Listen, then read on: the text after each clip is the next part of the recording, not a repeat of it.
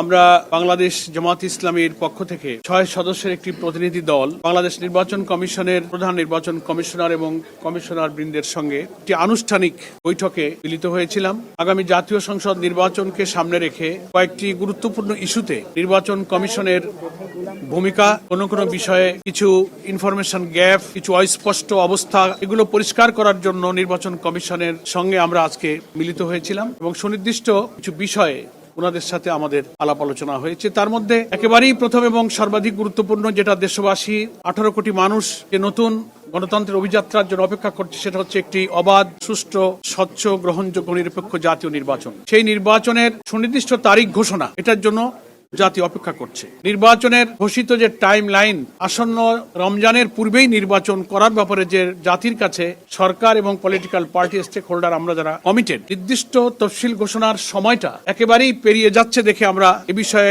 নির্বাচন কমিশনের সুস্পষ্ট ঘোষণা, সুনির্দিষ্ট সিদ্ধান্ত কি, এটা জানবার জন্যই মূলত প্রথম আলাপ আলোচনায় আজকে ইস্যুটাকে আমরা রেজ করেছি। এরপরে আমাদের মধ্যে আলোচনায় স্থান পেয়েছে ভোট কেন্দ্রগুলোতে বিজিবি সেনা বাহিনী মোতায়েন, ভোট কেন্দ্রের নিরাপত্তা প্রসঙ্গ, মাঠ প্রশাসনের নিরপেক্ষতা, যেটাকে আমরা লেভেল প্লেইং ফিল্ড বলছি, প্রশাসনের কর্মরত বড় বড় কর্মকর্তা এবং ইলেকশনের সাথে রিলেটেড অফিসারদের নিরপেক্ষতা নিয়ে যেসব প্রশ্ন উঠেছে সেটা আলোচনার বিষয় ছিল। এরপরে আমরা আলোচনায় অবৈধ অস্ত্র উদ্ধার যে অভিযান, সেটাকে আমরা খুব ইফেক্টিভ দেখছি না। একটা অভিযান নামে চলছে, কিন্তু কার্যকরভাবে এটাকে ফলপ্রসূ করা এবং 5 আগস্টের পর থেকে সারা দেশের থানাগুলো থেকে লুটপাট হয়ে যাওয়া অস্ত্র কি পরিমাণ উদ্ধার হলো, অবৈধ অস্ত্রধারীরা যারা নির্বাচনকে ডিস্টার্ব করতে পারে, ভোটারদের মধ্যে আতঙ্ক তৈরি করতে পারে, তাদের গ্রেফতার অভিযানের ব্যাপারে আমাদের আলোচনা ইস্যু ছিল, আমরা এটা আলোচনা করেছি। আর একটা ইম্পর্টেন্ট ইস্যু ছিল প্রবাসী ভোটার যারা এবার ভোট দেওয়ার জন্য সারা দুনিয়াতে প্রায় 1.25 কোটি ভোটার বা তার বেশি রেজিস্ট্রেশন হচ্ছে। এদের ভোটার রেজিস্ট্রেশনের প্রক্রিয়াটা আমরা যারা প্রবাসের সাথে যোগাযোগ রাখছি, সফর করছি, সে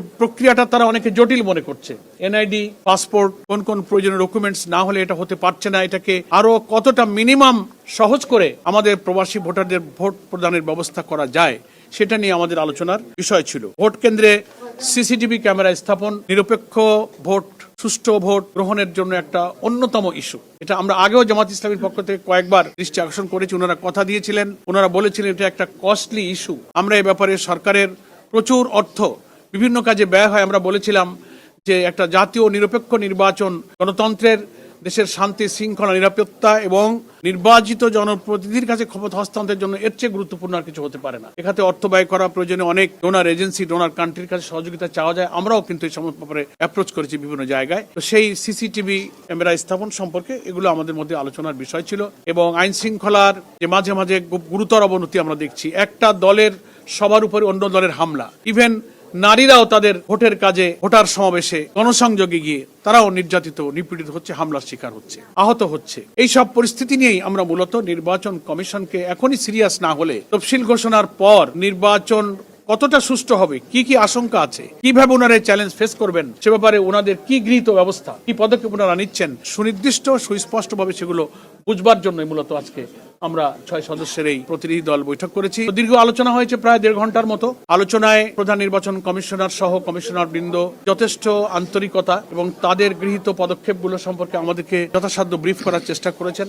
সন্তোষজনকভাবেই আমরা আলোচনার শেষের দিকে পৌঁছেছি। কিছু কিছু বিষয় আমরা আরো কোয়ারি করেছি, নতুন কিছু পরামর্শ আমরা দিয়েছি। ওনারা অনেক পরামর্শ চেয়েছেন। তাদের সাধ্যের মধ্যে সর্বোচ্চ প্রচেষ্টা তারা নির্বাচনকে সুষ্ঠু এবং নিরপেক্ষ করার জন্য চেষ্টা করবেন বলে কথা দিয়েছেন এবং এই সপ্তাহের মধ্যেই নির্বাচনের তফসিল ঘোষণার আশাবাদ তারা ব্যক্ত করেছেন। এ ব্যাপারে সুনির্দিষ্ট সিদ্ধান্ত তাদের হয়েছে। আশা করা যায় সপ্তাহ খানেকের মধ্যেই তারা নির্বাচনের তফসিল ঘোষণা করবেন এবং according to their commitment before Ramadan এই জাতীয় নির্বাচন হবে, সেই মর্মে তারিখ তারা সুনির্দিষ্ট করে ঘোষণা করবেন। এটাই মেইনলি আমাদের আজকের ডেলিগেশনের আলোচনার মূল প্রতিপাদ্য ছিল।